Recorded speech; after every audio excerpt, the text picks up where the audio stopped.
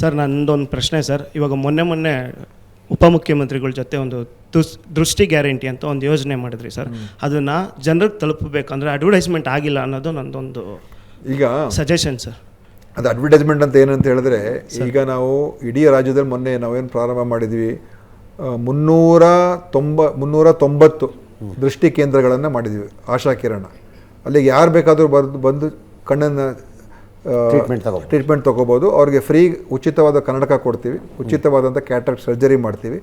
ಇನ್ನು ಬೇರೆ ಏನಾದರೂ ಅವ್ರಿಗೆ ಕಾಂಪ್ಲಿಕೇಶನ್ ಇದ್ದರೆ, ರೆಟಿನೋಪತಿ ಅದರಿದ್ರೆ ಅದು ಉನ್ನತ ಆಸ್ಪತ್ರೆಗೆ ಗಿಂಟು ಆ ಥರ ಕಳಿಸ್ಕೊಡ್ಬೋದು, ನಾವು ಆ ಥರ ಮಾಡ್ಬೋದು.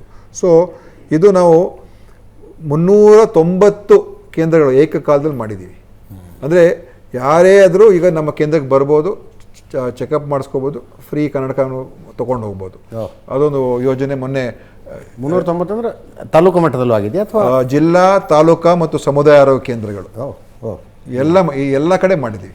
ಅವರೆಲ್ಲ ಆನ್ಲೈನ್ ಬಂದರು, ಅವತ್ತು ಆನ್ಲೈನ್ ಬಂದು ಎಲ್ಲರೂ ಒಟ್ಟಿಗೆ ಅದರಲ್ಲೇ ಭಾಗವಹಿಸಿದ್ರು.